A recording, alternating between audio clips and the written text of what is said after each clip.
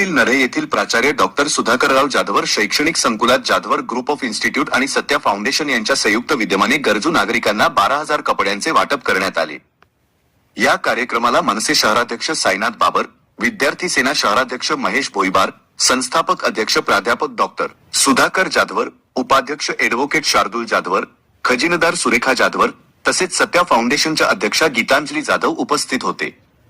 देशाला पुढे न्यायचे असेल तर जाती धर्माच्या पलीकडे जाऊन विकासाला प्राधान्य द्यायला हवे। उपस्थित मान्यवरांनी शिक्षणासोबत सामाजिक उपक्रमांची गरज अधोरेखित केली, तर ॲडव्होकेट शार्दूल जाधवर म्हणाले, वस्त्रदान हे श्रेष्ठ दान असून अजूनही अनेकांना स्वच्छ कपड्यांची गरज आहे। कार्यक्रमातून सामाजिक जाणीवा आणि मानवसेवेचा संदेश देण्यात आला। आपण आज जवळपास 12,000 लोकांना, गरजू लोकांना आज आपण कपड्यांचं वाटप आपण त्याच्यामध्ये करत होतो। ही संकल्पना माझ्या डोक्यामध्ये 2021-22 साली आली, ज्यावेळेसला कोरोना चालू होता। आणि कोरोनाच्या काळामध्ये एक गोष्ट माझ्या लक्षामध्ये आली की ज्या लोकांचा उदरनिर्वाह हा फुटपाथवरनं चालतो, हा कुठल्या तरी मंदिराच्या बाहेर बसल्यानंतर, भीक मागितल्यानंतर किंवा माधुकरी मागितल्यानंतर किंवा लोकांनी सहाय्य केल्याशिवाय ज्यांचा उदरनिर्वाह चालू शकत नाही, अशा लोकांचे फार मोठ्या प्रमाणावरती अडचण झालेली ही आपल्याला कोरोनाच्या कालावधीमध्ये दिसली। कारण रेल्वे स्टेशन बंद होते, एअरपोर्ट बंद होते, मंदिरं बंद होते, सगळं बंद होतं। जी लोक रस्त्यावरती राहत होती, जी लोक कुठल्या तरी पुलाच्या खाली राहत होती, जे लोक बस स्टॉप वरती राहत होते, जे लोक बस स्टँड वरती राहत होते, या लोकांना जेवणासाठी अन्नधान्य त्या लोकांना मिळालं नाही, या लोकांना चांगल्या दर्जाचे कपडे त्या ठिकाणी त्याच्यामध्ये मिळाले नाही, त्यांना मेडिकल हेल्प जी लागत होती ही त्या लोकांना मिळाली नाही। आणि हे सगळं एकांतरित ह्या सगळ्या गोष्टी लक्षात आल्यानंतर आपण सुद्धा काहीतरी केलं पाहिजे, म्हणून या कपडे वाटपाचं वस्त्रदान, म्हणजे आपल्या धर्मामध्ये सुद्धा असं सांगितलेलं वस्त्रदान हे श्रेष्ठ दान आहे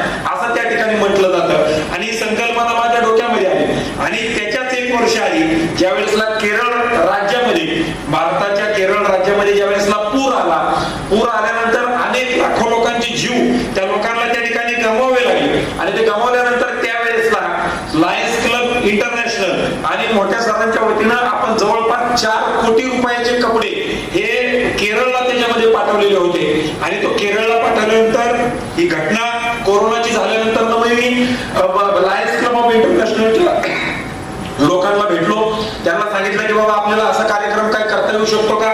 त्यांच्यासोबत 1 वर्ष आपण हा कार्यक्रम घेतला। शार्दूल दादांनी ज्यावेळी मला सत्य फाउंडेशनच्या माध्यमातून या कार्यक्रमासाठी बोलवलं होतं, तर त्यावेळी मला असं वाटलं होतं की आपलं नाही का एखादं काम असेल आपण जाऊन भेटू आणि हे करू, पण तसं झालं नाही। त्या वेळेपासून जे 3 वर्षांपासून सत्य फाउंडेशन आणि जाधवर ग्रुपचं जे आमचं जे जिव्हाळ्याचे नाते संबंध तयार झालेले ते आजवरही आहे। जाधवर ग्रुपच्या माध्यमातून आपण मागच्या वेळी 10,000 कपड्यांचं वाटप केलं होतं, यावेळी 12,000। हे जे कपडे आहेत हे कपडे आपण विविध संस्था असतात, जे वृद्धाश्रम आहेत, अनाथ आश्रम आहेत, शिवदर्शने, पर्वती दर्शने अशा सारख्या भागांमध्ये देतो। तसेच अहमदनगर म्हणून एक मार्केट यार्डला तिथे हे वाटप होतं। जे लोक आपल्या मठाजवळ असतात, वेगवेगळ्या साई मंदिराजवळ असतात, या लोकांनाही आपण ते संध्याकाळच्या वेळी तिथे वाटप करत असतो आणि त्या कामामध्ये त्या भागातली लोक मला मदत करत असतात। म्हणजे अनेक अडचणी ह्या सामाजिक जीवनामध्ये येतात आणि म्हणून मी साईनाथजी म्हणतो की ह्याच्या पुढे समाजसेवा करणारी जमात ह्या निवडणुकीत संपलेली असतात। कारण निवडणुका ह्या आता नमस्कार करून चमत्कार करून राहिलेला नाही, आणि काम करतो म्हणून लोक मत देतात त्याच्यावर नाही।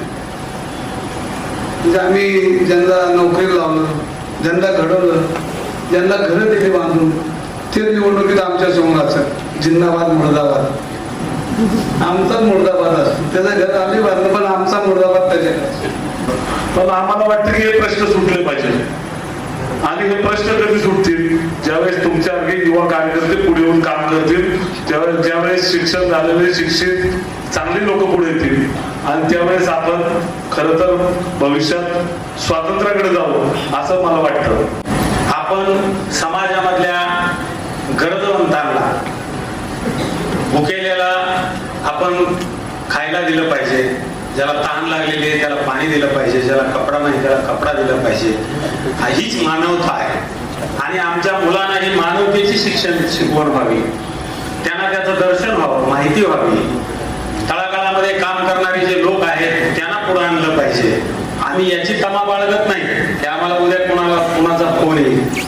आम्ही याची तमा बाळगतो की समाजासाठी कोण काम करत आहे. आपण जो विडा उचललेला आहे समाजाच्या सेवेचा, त्याच्यामध्ये जे जे काम करत आहेत, जे जे त्या पालखीचे भुई आहेत, त्या लोकांना इथं बोलवलं पाहिजे, त्यांचे अनुभव सांगितले पाहिजेत आणि यामधून अशा प्रकारची लोक तयार झाली पाहिजेत. हा